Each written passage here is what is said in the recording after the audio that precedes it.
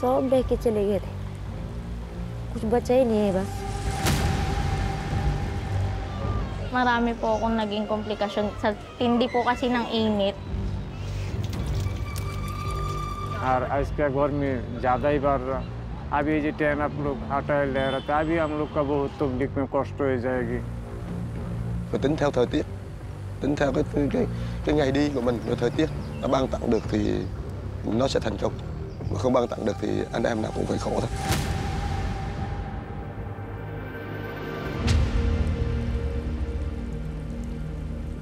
सपना तो क्या होना अभी तो सोच रहे हम कि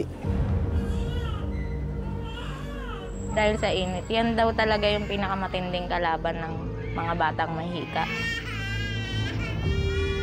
Ganun, kasi ako yung nagdala sa kanya. Kaya sarili ko talaga yung sinisisi ko.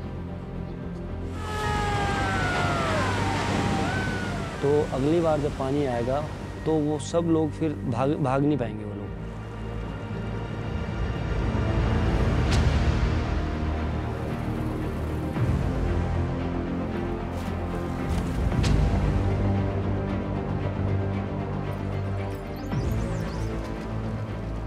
अब किसी से उम्मीद भी नहीं है कि कोई करके देगा, खुद करेंगे तभी जाके होगा।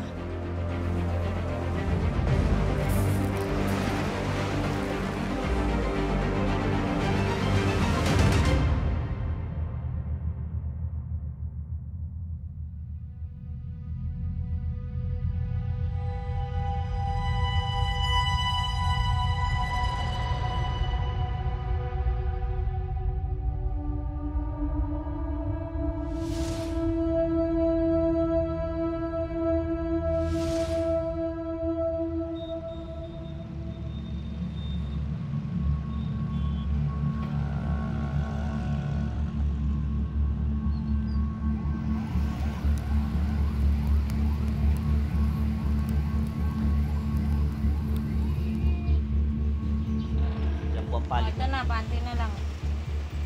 Matindi po talaga eh. Lalo ngayon, sobrang... Yung sa TV nga po, di ba, na El Nino. Sobrang init po talaga ngayon. Hindi kagaya nung nakaraan.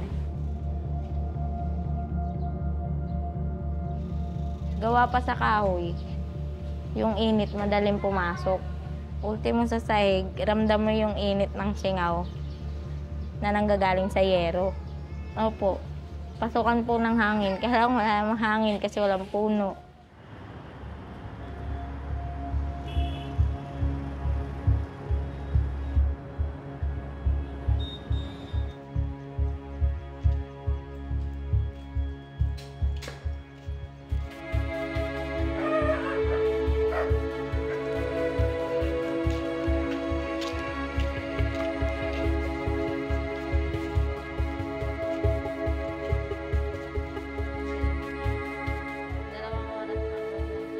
Pinakamainit na buwan po sa amin, April.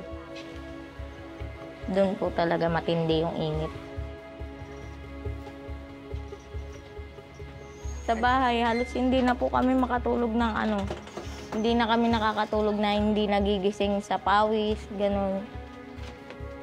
Tapos manganganak po ko ngayon, April 4 po ang due date ko. Ngayon po, mas marami po akong naging komplikasyon sa tindi po kasi ng init.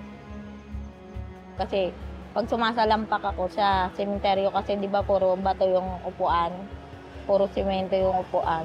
Yung singaw daw ng init na uupuan ko, na ER ako sa Pabella, nasugod ako ng ER dahil nga nung nag-LBM ako, baka daw po mag-labor ako nang wala sa oras.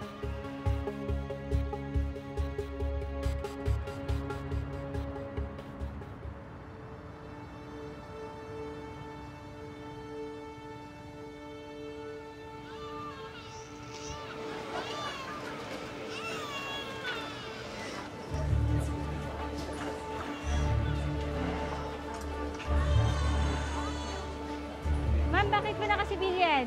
Uwi ka na? I'm Karine May Abalahin po. I'm a nurse dito po sa Dr. Jose Fabella Memorial Hospital.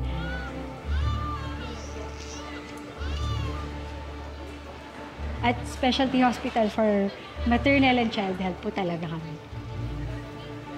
Dito, more on dito sa Manila kasi mas populated, mas maraming nangangailangan ng services namin.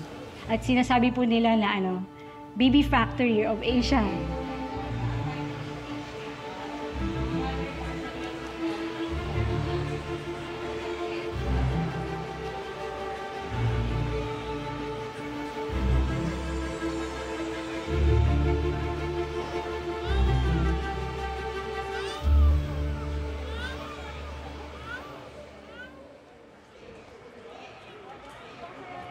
Hello po, kamusta po, Mami?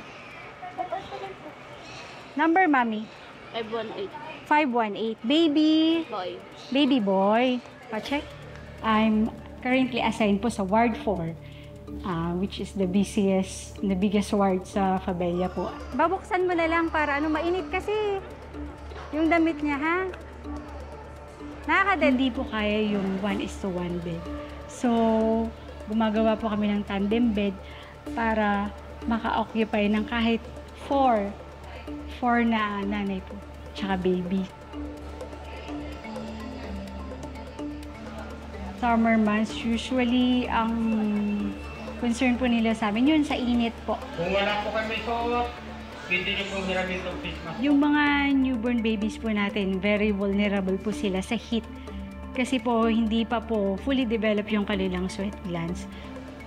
Siguro ang pinaka-worst po na pwedeng mangyari sa baby po natin dahil sa heat wave, siguro dehydration po. Baka nainitan, tapos hindi pa nakakadede. May gatas ka na. Parang naman, hindi nakasaksak. Ay, sira nga talaga. Si Wally, Mami, itawag na lang natin sa maintenance natin, ha? Para gawin.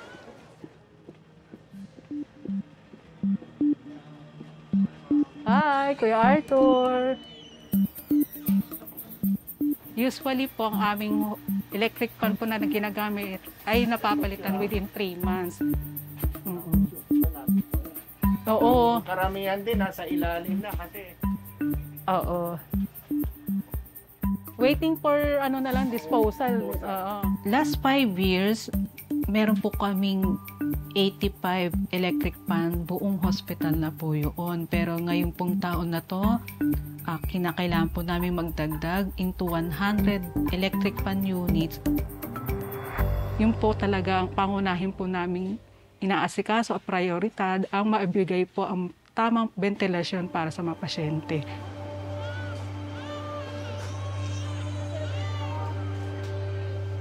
In my experience po, before, kaya pa namin yung summer time po ng Fabella, kung saan kaya namin i-tolerate yung ganong init, level ng init. Pero this year po na ang heat waves ay masyado pong peak. 33. Mula January, amin pong namamonitor ang aming mga ward na sa aming environmental temperature na pumapalo ng 32 to 33.3 centigrade po. Siguro sa climate change na din po siguro. I am working here in this institution for almost a decade po. Kamusta po? Sobrang init lang po talaga ngayon na hindi kaya ng mga provide nating mga available resources na meron po tayo.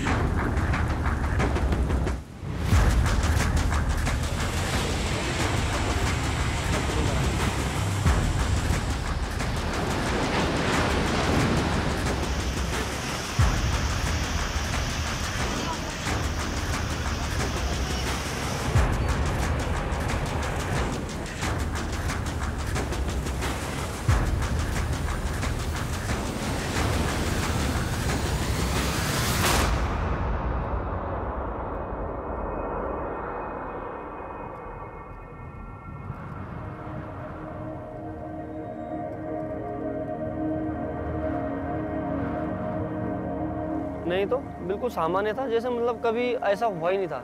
जब लोग यहाँ आए तो उनको एक नई दुनिया ऐसा नज़र आया कि मतलब ये केदारनाथ आपदा में भी ऐसा नहीं हुआ था जैसा मंजर यहाँ पे था। सब बह के चले गए थे, कुछ बचा ही नहीं है बस। हाँ जी, जो यहाँ जो भी पत्थर दिख रहे वो सब पानी में बह के आए।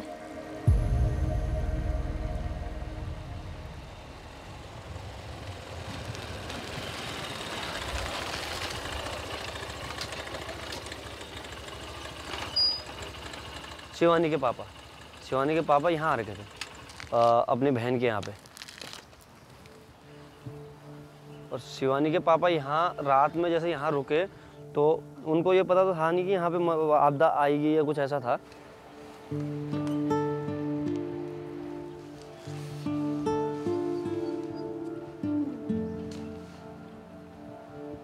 पापा बुआ के घर गए थे, पापा फोन करते रहे बार बार। आने जा रहे थे पर हमने खुद रोक दिया उसे। हम तो ये नहीं सोचा कि वहीं सेफ रहेगी वो।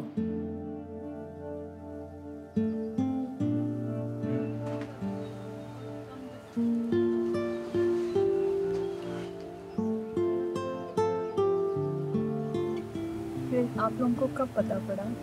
हमें सुबह तो किसी ने कुछ भी नहीं बताया, तो हमें दूसरे तीसरे दिन पता चला कि पापा सच में नहीं है।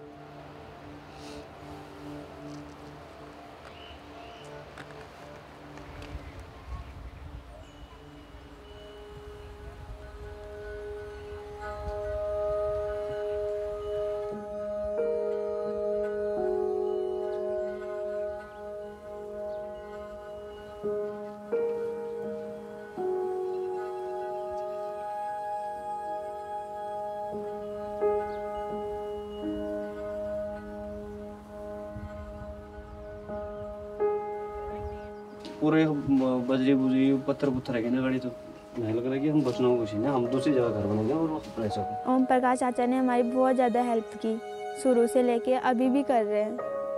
उन्होंने बहुत हेल्प की हमारी। ये तो बहुत ज़्यादा मौका है, ये तो बहुत ही शुद्ध मतलब। शिवानी का घर रहने लायक इसलिए नहीं, किसी और भी लोगों का जो घर है वहाँ पे कोई भी लोग ना रहे।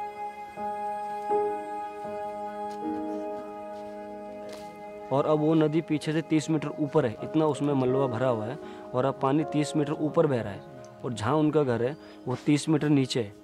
तो अगली बार जब पानी आएगा, अगली बार अगर थोड़ा सा पानी नदी में बढ़ता है और वो आता है तो सीधा उनके घर की तरफ जाएगा, तो वो सब लोग फिर भाग नहीं पाएंगे वो लोग।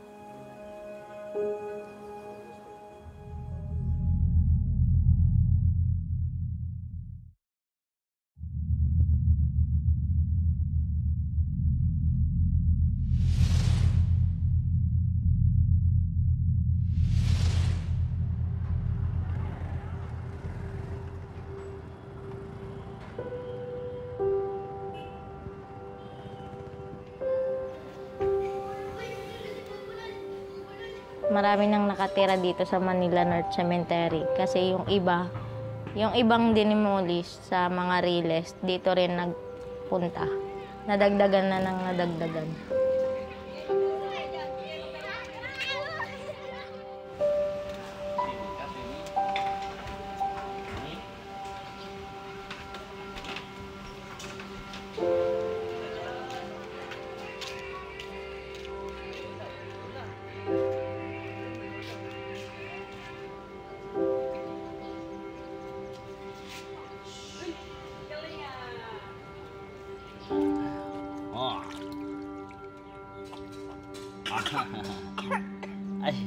Yun po yung pinangano namin sa kanila pag naiinitan. Pinababad namin sa tubig. Huwag na yan, anak. Sabon yan. Sabon yan ni Papa. Andun yung sabon nyo sa sabunan. Poso po. Poso.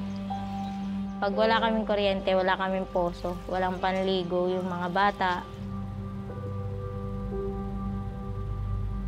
Ito pawisin talaga, kaya pag sobrang init na, iyak na ng iyak.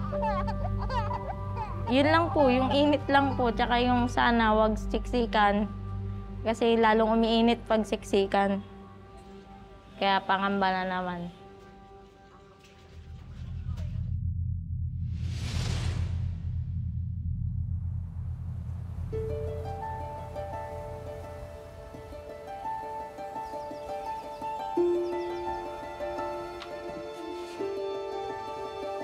Shivani के पापा की कि मैं पढ़ाऊँ, कुछ बनाऊँ इसे। हाँ, पढ़ाई भी अच्छी लगती है और स्कूल में बहुत सारे बच्चे भी आते हैं। अगले साल पता नहीं खुद ही भरनी पड़ेगी। पापा के लेके फीस की टेंशन होती है कि अगर पापा नहीं है तो फीस कौन भरेगा।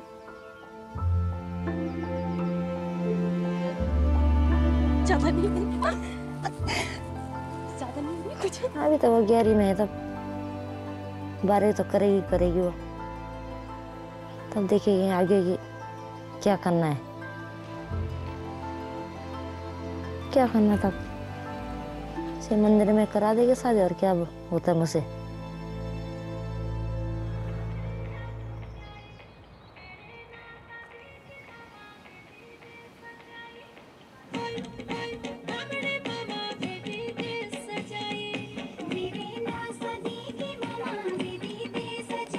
मैंने डांस किया जब मैं 6th क्लास में थी।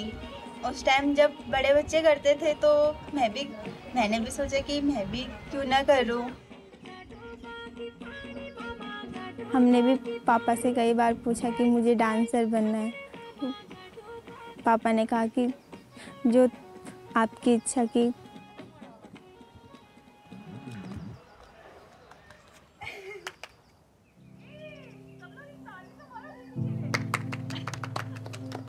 नहीं, मेरे पापा ने कभी भी ऐसे नहीं कहा कि तुझे शादी करनी है। पापा ने कहा था कि जब तेरा मन होगा तब बता देना शादी का। ऐसा कुछ भी नहीं है कि तुझे शादी करनी है। मेरे पापा तो ऐसे ही थे, और मुझे नहीं पता।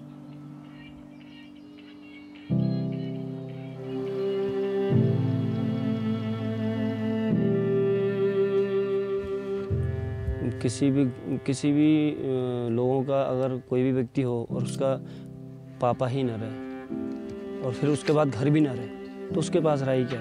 उनके पास कुछ नहीं होगा। हमें तो अभी विश्वास भी नहीं हो रहा है। हम तो ऐसे सोच रहे हैं वही है वो।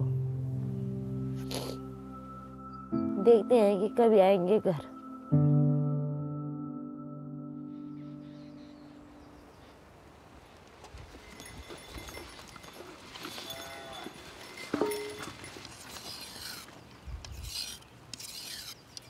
पहले खेत थे, बहुत सारे खेत थे, तो वहीं से अपनी गाय के लिए घास ले लेते हो जाता था। अब तो सारे खेत भी बह गए, तो घास के लिए भी दूर जाना पड़ता है जंगल।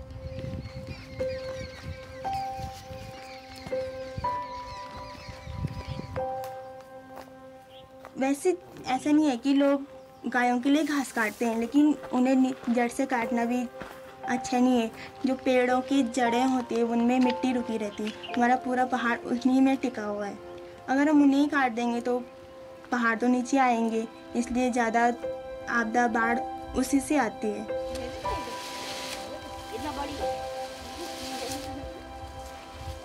उस टाइम जब पापा एक्सपायर हो गए थे तो मम्मी की बहुत ज़्यादा तबीयत ख़राब हो गई थी। ना तो खाना खा रही थी, ना कुछ बोल रही थी।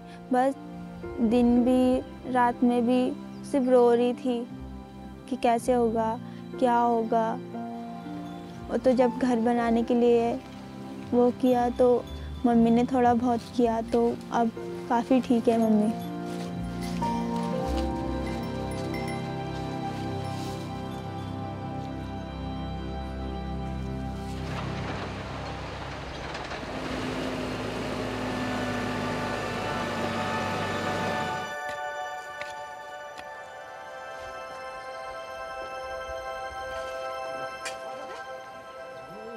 यहाँ पर हमारा नया घर बन रहा, बच्चों के भविष्य के लिए बना रहा कि उनके साथ ऐसी घटना फिर न हो।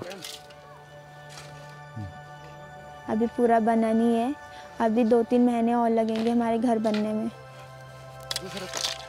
और यहाँ सब चाचा जी के बच्चे भी हैं, हम भी हैं, 2-3 भाई, मम्मी लोग, दादा दादी सब साथ में ही रहेंगे। जो पापा के कैजुअल्टी के बाद पे हमें पैसे मिले वो भी हमने वहीं लगा दिए, और जो थोड़ा बहुत पापा ने रखे हुए थे वो भी हमने वहीं लगवा दिए। शिवानी के पापा के लिए तो 5-4 लाख मिले, 4 लाख होते गए, घर के खर्चे भी चलाए। हम लोग यहाँ पर इनके साथ हेल्पिंग में आए हैं। अब बरसात फिर आने वाली, दोबारा डर वो भी लग रहा।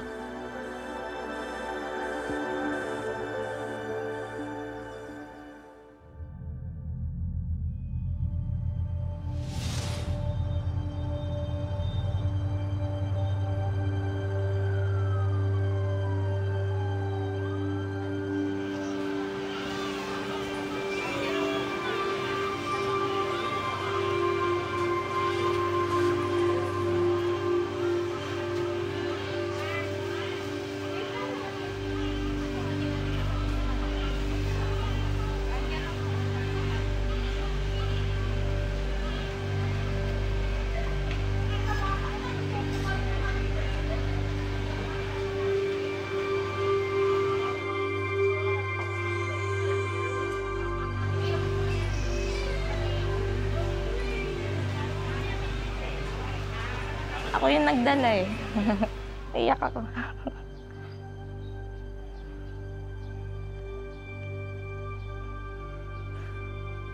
Ganun, kasi ako yung nagdala sa kanya. Kaya sarili ko talaga yung sinisisi ko. Iyak ako. Tapos, yung lagay namin dito, mainit. Si baby nakakatulog naman kahit papano kasi maya nga pinupunasan. Pag di mo kasi siya pinunas-punasan, baka lagnatin, ganun.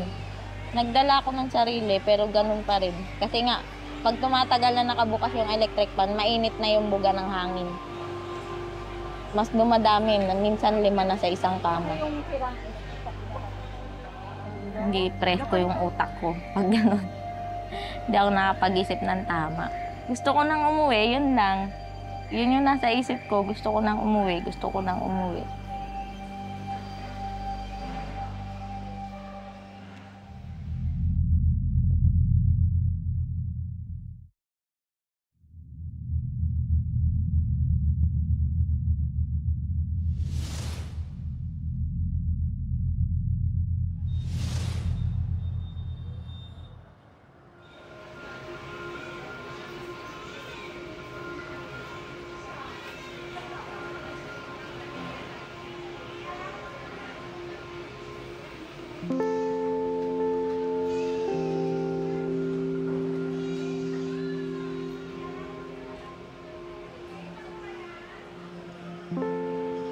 Masaya po.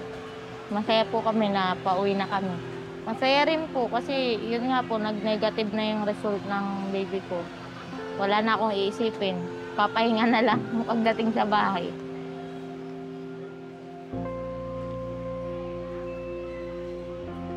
Sa bahay kasi, kaya gusto ko rin umuwi.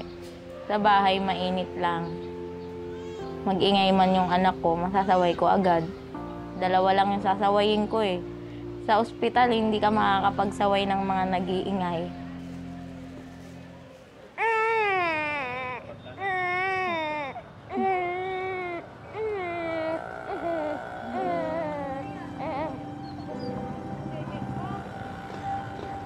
Diyan na lang.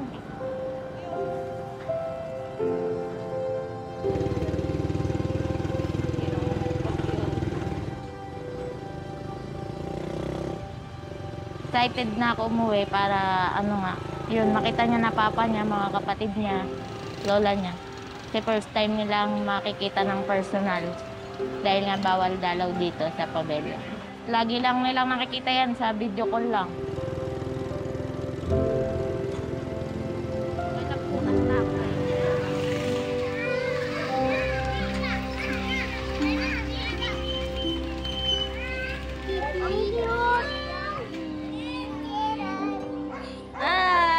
Mama.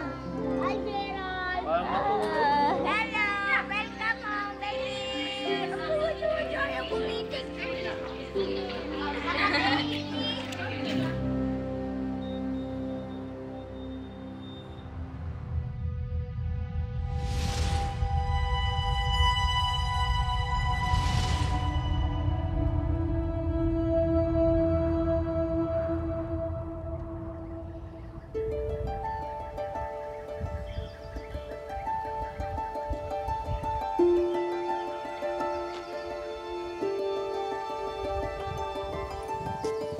School शुरू के अच्छा लग रहा। मैं 12th class में हूँ।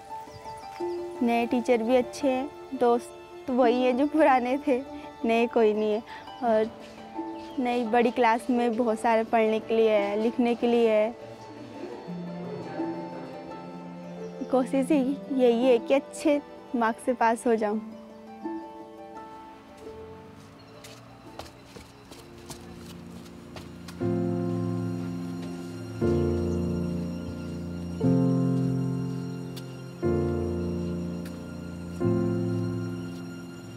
सपने तो बहुत कुछ थे, पर उसी के थे कि मैं कुछ करूं, बनूं मैं कुछ।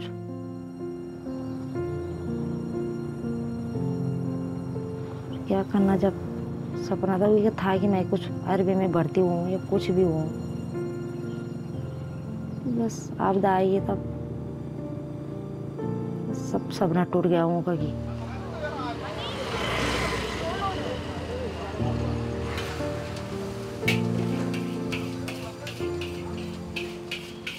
6-7 महीने हो गए दुकान में काम करते हुए भी। शुरू में तो मैंने जैसे बनाना लगा तो अच्छा नहीं बना, किसी ने बोला कि ऐसा बन रखा वैसे बन रखा। अब तो ऐसा हो गया कि आता है मैं बनाना। हो जाती है कभी 4000 कभी 5000 सेल हो जाती है। सुबह आ जाते हैं हम 8 बजे करीबन, 8:30। शाम को जाते हैं, कभी 8 बज जाते, कभी 9 ही बज जाते हैं। सपना था क्या होना अभी तो सोच रहे हम कि ऐसे ही काम चले हमारा अच्छा, तब देखेंगे बाद में दूसरी जगह से।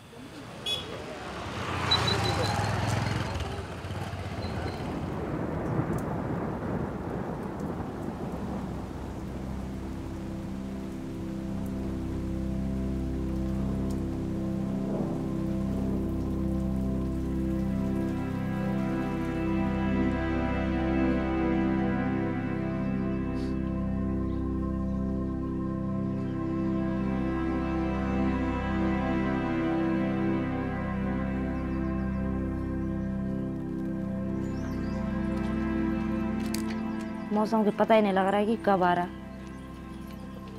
है, पता ही नहीं लग रहा है कि कब आ रहा मौसम। हाँ, आजकल तो ऐसे होते रहते हैं, पहले तक कभी नहीं हुआ है सफर। जो बारिश हुई थी पिछले हफ्ते, बहुत बारिश हुई थी, खाले भी आगे थे, नदी भी आगे थे। यहाँ कमरे तो सब पानी, नीचे भी अंदर भी। और अंदर कमरों से, क्योंकि वो छत में खराबी हो रखी। हाँ जी, बारिश की वजह से बहुत, तभी तो मिस्त्री घर गए। उस टाइम पे बारिश भी बहुत हो रही थी, और अगर सुबह को काम लगाए तो दिन में बारिश हो जाती थी, तो सारा बह जाता था बनाया हुआ। जो पापा के कैजुअलिटी के मिले थे वो तो सारे लग गए, अब जो थोड़ा बहुत है वो भी लग ही जाएगा। बस क्या होना,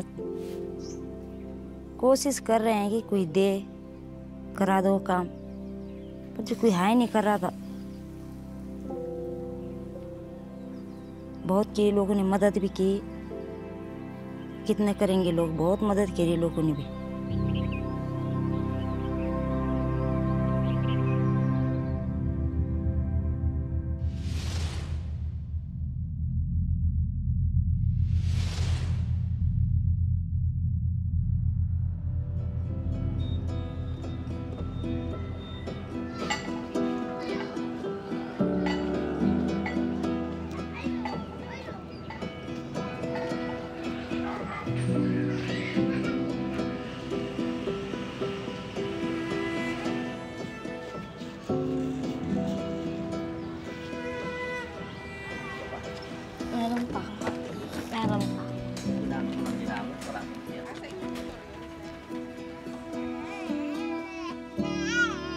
Kasi nga po, yun sa mga bata po, last year po, pag ganitong buwan, mga naka-jacket na, mga naka-pajama, naka-medyas na yan, mga yan. Ngayon, mga nakahubad na, gabi pa. Wala po akong naaalalang mga taon na ganitong umabot ng July yung init. Mas mainit po ngayon. Kasi sumabay pa po yung madalas na pagmeral ko ng kuryente namin.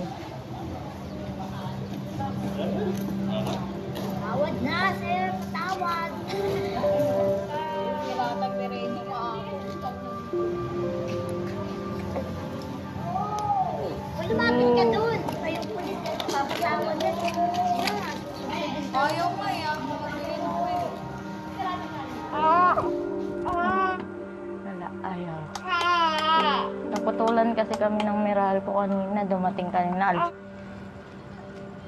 Yung tubig namin, jumper, pati kuryente, jumper. Halos araw-araw po namin Meralco. Wala na pala yung wire na working, mataglan. Wawa na naman tayo. Yan, wala tayong kuryente, battery muna tayo. Pag pinuputulan po kami ng Meralco, ang ginagamit po namin yung battery po. Yung battery ng sasakyan na doon po namin pinapagana yung electric fan na ito.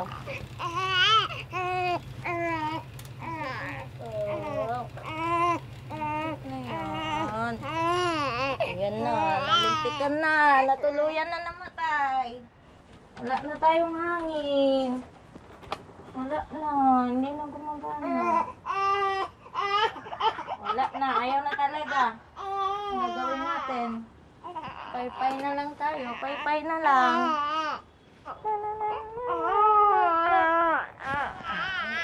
Ayan na, ayan na. Tamay! Pasuyo ako ng battery, lobat na. Lobat na. May toyo na.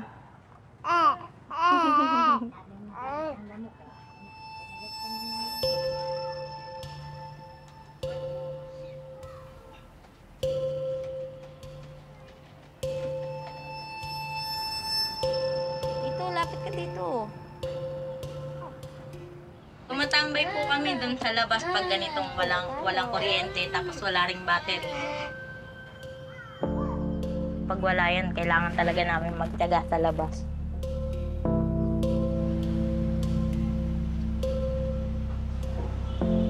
Magkano kaya? 100?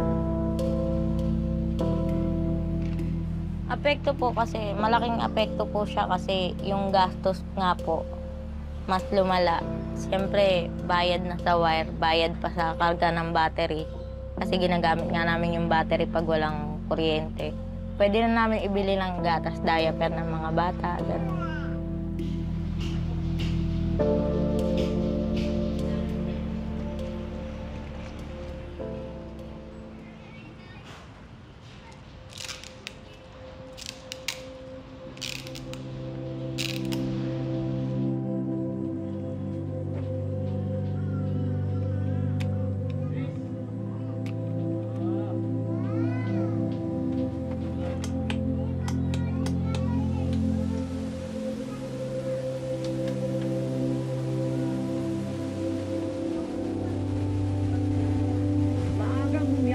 Ilang pasahero mula Siargao po.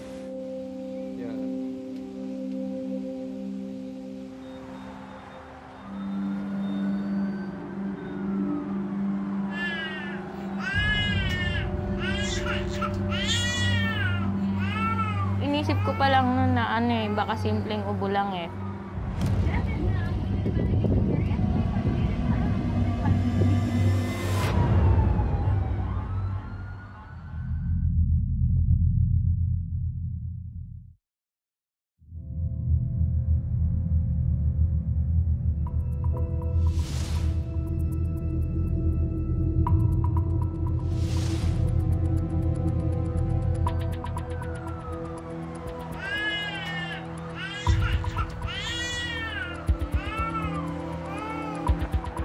Inisip ko pa lang nun na baka simpleng ubo lang eh. Pero nung nakita ko yung sa ganito niya na malalim nga pag humihinga, tsaka medyo hirap na rin siyang huminga, doon na ako nag-alala.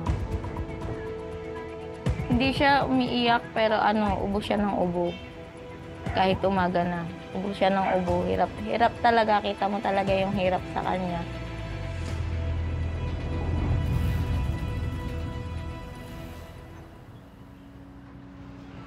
Anong oras na? Tignan yung oras. 3 times a day.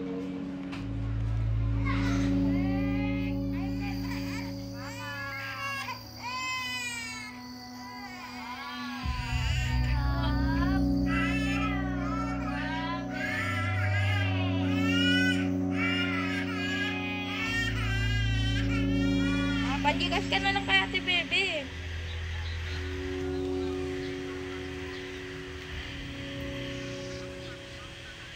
Tama yun, para mura.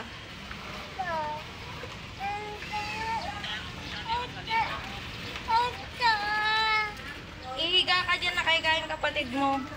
Doon kay Lola Nida, hingi ka unan. Unan daw, lahiga ka. Ate, anong sabi ni Gerald? Yun, magpapadikas na siya ng pambayad. Magkano raw papadala niya? 1,000 daw eh, balik ko na lang daw yung sukli. Mas mahirap kasi mas mahirap pag pag wala talaga, lalo kalalabas ko lang, kapapasok ko lang yan ng trabaho. Ang hiram lang dun siya sa trabaho. Ayan ang papa mo, ayan ang papa mo. Ayan na yung luto. Ayan na.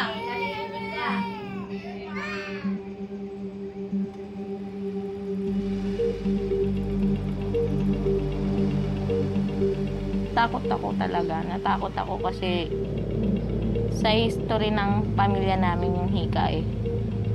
Nakikita ko, lalo sa papa ko kasi sa papa ko gano'n. Hirap din yung papa ko nun dahil sa hika. Lalo't gantong tag-init talaga. Dahil sa init, yan daw talaga yung pinakamatinding kalaban ng mga batang may hika. Yung sobrang init, sobrang lamig na panahon. Tapos alikabok.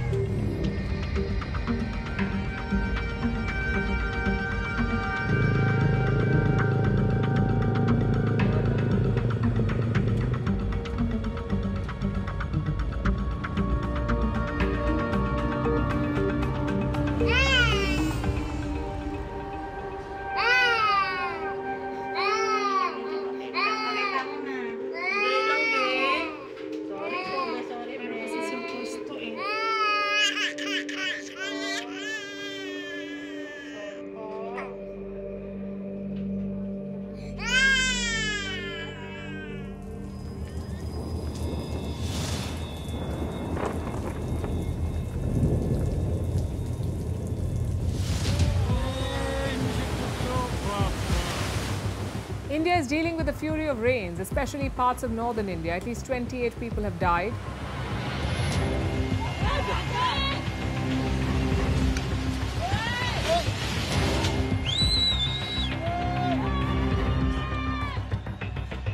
Several parts have seen a month's worth of rainfall in a single day. The state has been put on red alert. Cars, trucks, bridges, buildings. Nothing can withstand the fury of the rivers.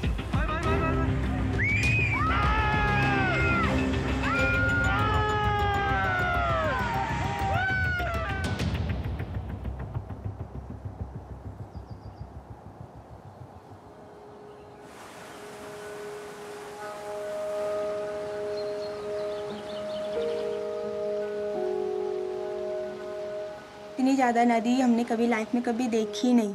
कभी हम इतने अभी 18-19 साल के हो गए, लेकिन अपनी लाइफ में पहली बार ऐसा देखा। जब भयंकर बारिश होती है तब हमें डर वही आता है कि जैसे पिछली बार हो वैसा ना हो। हमें घबराहट हो जाती है हमें कि किसी के साथ ऐसा ना हो जैसे हमारे साथ हो।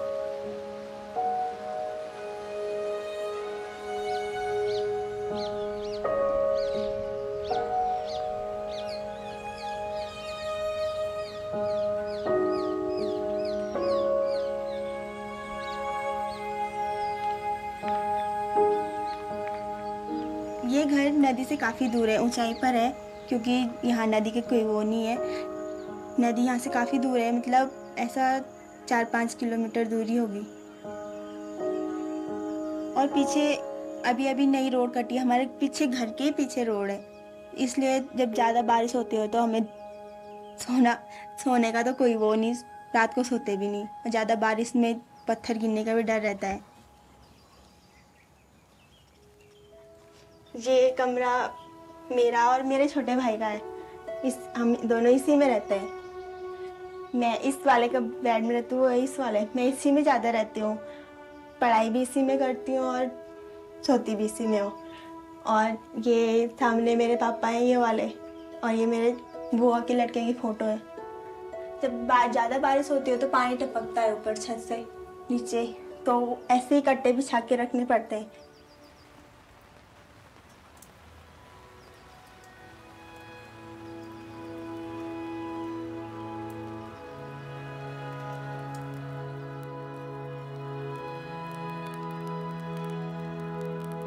पहले तो हम पापा के भरोसे रहते थे कि पापा लाएगा कमा के लाएगा तो हम खाएंगे।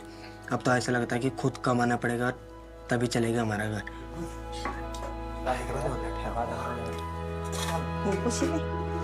उधर तो नहीं लगा कहीं वो पड़ो। फैमिली काफ़ी इम्पोर्टेंट है। अगर फैमिली नहीं है तो कुछ भी नहीं है। बस एक बार ये है कि मेरा 12th हो जाए, उसके बाद और कुछ तब जो भी करना होगा उसी के बाद ही होगा, क्योंकि तब खुद कर लेंगे।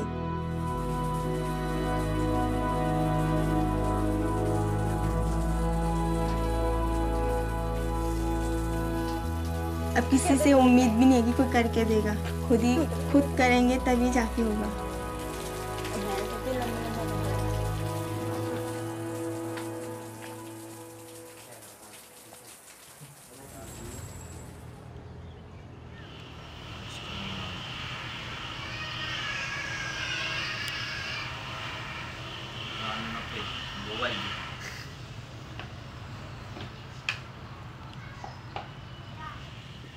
Sana mag-okay yung result.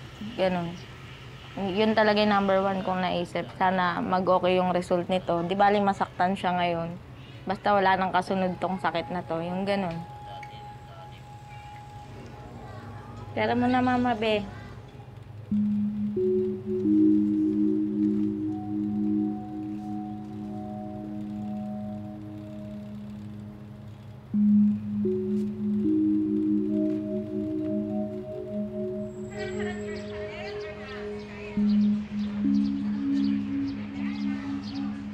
Yung test na ginawa kay Gerald, na nag-negative si Gerald, nag-positive siya.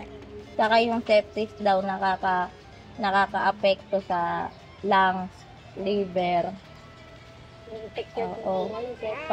Pag naka-apekto na daw yun sa baga, saka sa atay, yun yung nakakamatay. Kasi pang 60 days yung nareseta sa kanya. Hindi pa namin natatanong kung magkano eh. Pero yung antibiotic, 400 plus yung isa. 2 yung kailangan niya. Yung 2 bote, good for 1 week na yun. Nag-aalala, pero may tiwala naman ako sa papa nila na magagawa ng paraan. Timothy, tira mo baby.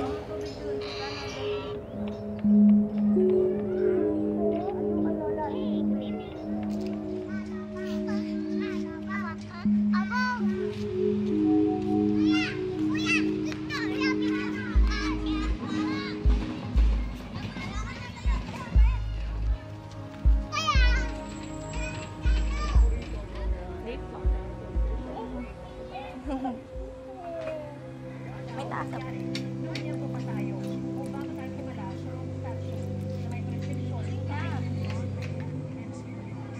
Pinag-aalala ko lang po yung mga sakit na pwedeng mangyari sa kanila dahil sa panahon, gaya ng pneumonia, tsaka yung asthma ni David.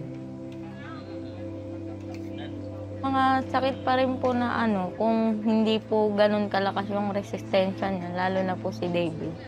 Yun din po yung pinag-aalala ko.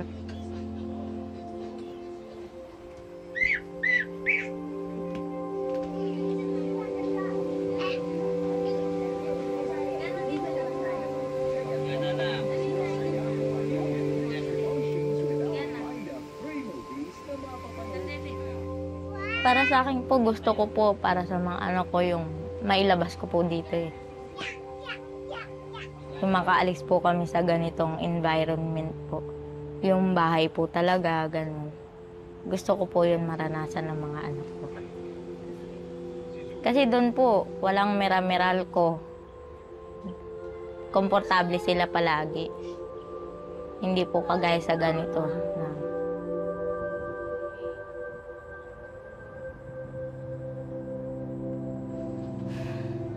Isa, 2 taon po. Siguro kaya na namin lumabas nun. May sapat na ipon na siguro kami nun.